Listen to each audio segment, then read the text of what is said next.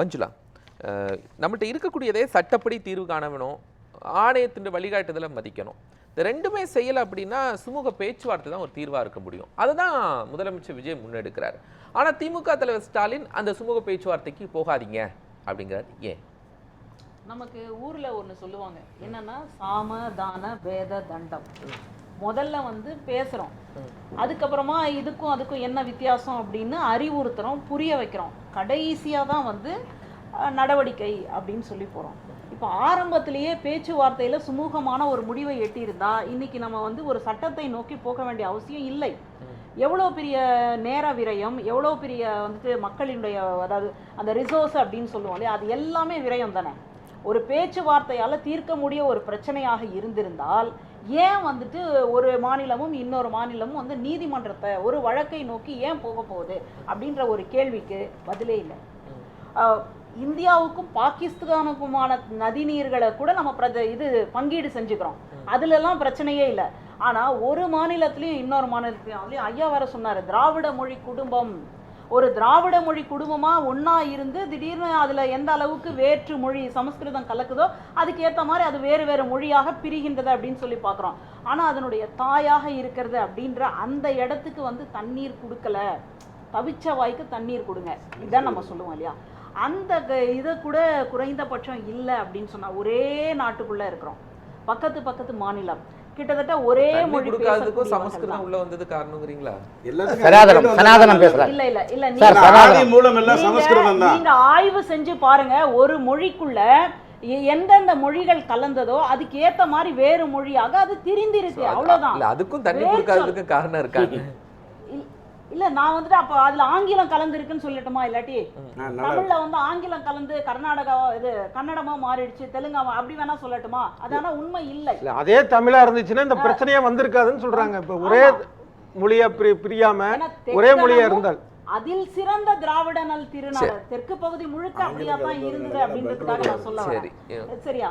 அப்போ இப்போ மஞ்சளா மேடம் நான் வந்துறேன். இப்போ சட்ட ரீதியான போராட்டத்தை முதலமைச்சர் ஸ்டாலினா அவர் இருக்கும்போது வர அவர் பண்ணி பார்த்துட்டாரு. ஆமா, ஓகேயா?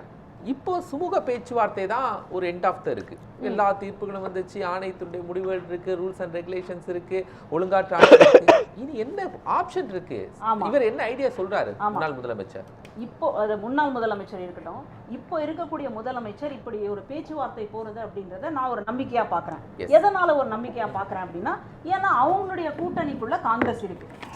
அப்போ காங்கிரஸ் கூட்டணியில இருக்கக்கூடிய ஒரு கட்சி காங்கிரஸ் முதல்வர் கிட்ட போய் பேசினா அந்த தண்ணீர் வந்து எளிதாக நமக்கு கிடைச்சிருமே அப்படின்ற ஒரு நம்பிக்கையில தான் இந்த பேச்சுவார்த்தையை நம்ம வந்து பார்க்குறோம். ஆனால் அது நடக்குமா? நீங்கள் இங்கேருந்து இப்படி பேசுறதுக்கு பதிலாக நீங்கள் உங்களுடைய உங்களை சகோதரர்னு ஏற்றுக்கொண்ட இந்த இந்த நாட்டினுடைய எதிர்கட்சி தலைவராக இருக்கக்கூடிய ராகுல் காந்தி அவர்கள்கிட்ட பேசிட்டு இருந்தா சுமூகமாக முடிஞ்சிட்டு இருக்குமோ அப்படின்னு ஒரு பக்கம் தோணுது. இல்லை அவர் ஒரு வார்த்தை கர்நாடகாவில் இருக்கக்கூடிய முதலமைச்சருக்கு ஒரு வார்த்தை பேசி திறந்து விடலாம் அப்படின்னு சொல்லியிருந்தா கூட சுமூகமாக முடிஞ்சிடுமோ அப்படின்லாம் பல சிந்தனைகள் வந்து நமக்குள்ள ஓடிட்டு இருக்கு. இப்போ முன்னாள் முதல்வர் வந்து ஸ்டாலின் அவர்கள் இப்போ பேச்சுவார்த்தைக்குன்னு அப்படின்னு கிளம்பி போனால் இன்னைக்கு இருக்கக்கூடிய முதல்வர் விஜய் அவர்கள் என்ன பேசுவார் அப்படின்ற ஒரு அச்சம் எங்க எல்லாருக்குமே இருக்கு. இப்போ ஐயா சொன்னார் பாருங்க, ஒரு 10 வினாடிக்கு வந்து வாயே திறக்காம இருக்கும் பொழுது டெல்லிக்கு வந்துட்டு பதவி ஏற்றதுக்கு அப்புறமா டெல்லிக்கு பயணம் செய்கின்றார் இன்றைய முதல்வர். அந்த பயணம் செஞ்சு போய் அங்கே இருக்கக்கூடிய நம்முடைய பிரதமரை சந்திச்சதுக்கான அந்த நேரம் எவ்வளவு அப்படின்னு சொல்லும் பொழுது ரொம்ப குறுகிய காலமாக இருக்கே, அப்போ என்ன பேசியிருப்பாங்க அப்படின்ற ஒரு பேச்சு பரவலாக அடிபட்டது. அப்போ இன்னைக்கு கர்நாடக முதல்வரை இவர் போய் சந்திக்கிறாரு, ஒரு பேச்சுவார்த்தைக்காக சந்திக்கிறார் அப்படின்னு சொன்னா இவர் உண்மையிலேயே இவருக்கு நோக்கம் இருக்குங்க, தமிழ்நாட்டு மக்களை வந்து பாதுகாக்கணும் அப்படின்ற நோக்கம் இருக்குங்க. ஆனா பேசுறதுல ஏதாவது குளறுபடி நடந்து விட்டால் என்ன ஆயிடும்? இல்ல அங்க போயிட்டு ஒரு மௌனத்தை பயம் யாருக்கு இருக்கு? திமுக தலைவருக்கு, தமிழ்நாட்டுக்கே இருக்கு அப்படின்னு நான் நினைக்கிறேன். அதனால்தான் மற்ற கட்சிகளும் கூட்டணியில என்ன பண்ணணும்? விஜய்ட்ட இருக்கிற வேற ஆப்ஷன் என்ன? இல்ல இல்ல இல்ல அந்த மாதிரி எல்லாம் கூட்டிட்டு போக வேண்டிய அவசியமே இல்ல. அதுக்காக வந்துட்டு கூட இருக்கக்கூடிய கார்பரேட்ல இருக்க அந்த அந்த மாதிரி இருக்கக்கூடிய செயலாளர்களை எல்லாம் கூட கூட்டிட்டு விஷ்ணு போகணும் ரெட்டி. அப்படின்லாம் வந்துட்டு நான் சொல்லல.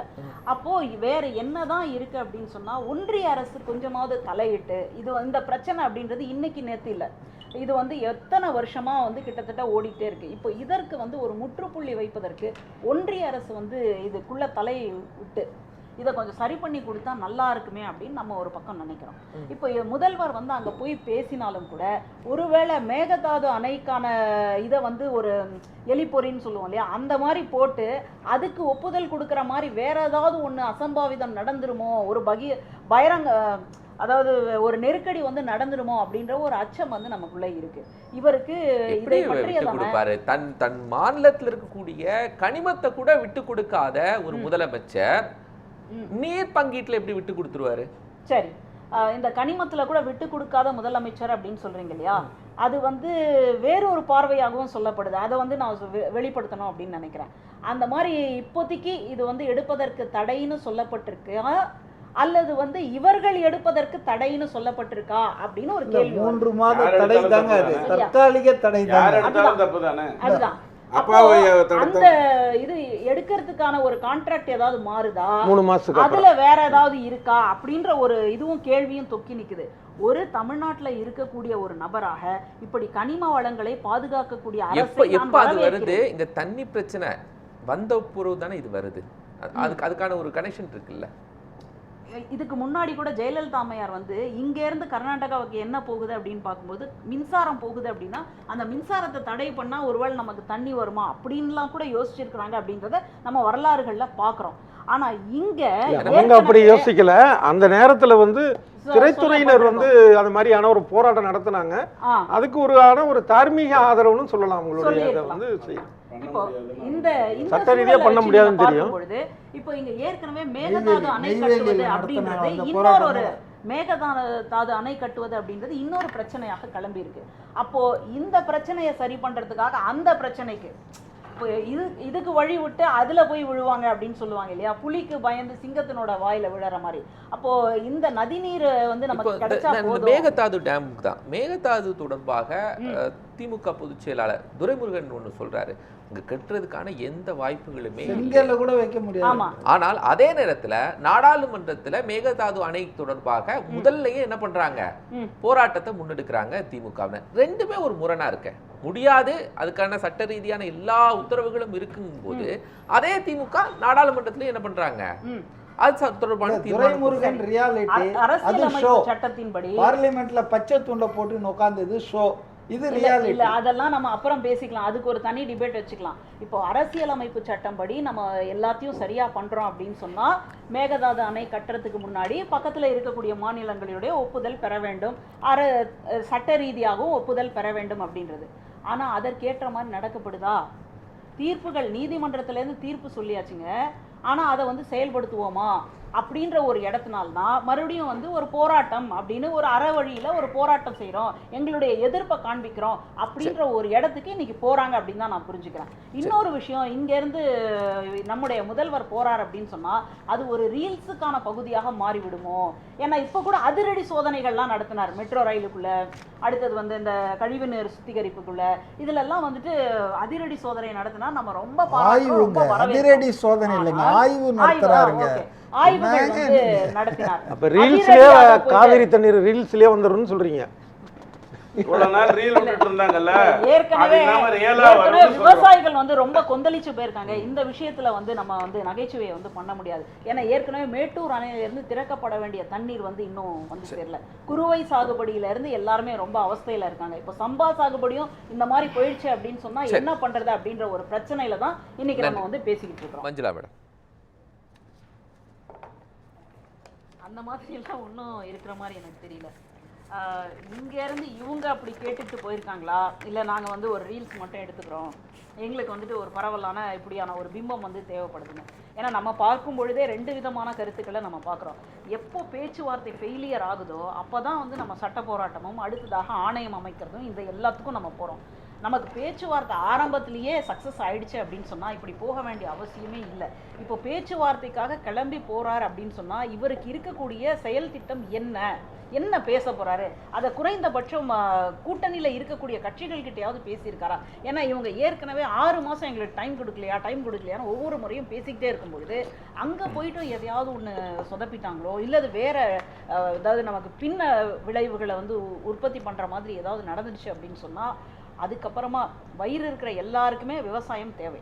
வயிறு இல்லாதவன் ஒருத்தனும் கிடையாது. அப்படி இருக்கிற பட்சத்தில் விவசாயத்துக்கு வந்துட்டு நம்ம நியாயம் செய்ய வேண்டியது அப்படின்றது ரொம்ப முக்கியம். அதனால் இதை வந்து வெறும்னே என்னுடைய செல்வாக்குக்காக நான் இப்படிக்காக என்னுடைய படம் ஓடுறதுக்காக என்னை வந்துட்டு 4 பேர் வரவேற்கிறாங்க அப்படின்றதுக்காகலாம் செய்யாமல் உண்மையிலேயே தமிழ்நாட்டு மக்களினுடைய நலனுக்காக விவசாயிகளினுடைய மேன்மைக்காக இதை வந்து அவர் சரி செய்ய வேண்டும். அதனால் முதிர்ச்சி இல்லாமல் அப்படின்ற வார்த்தையை நான் பயன்படுத்தக்கூடாது தான்.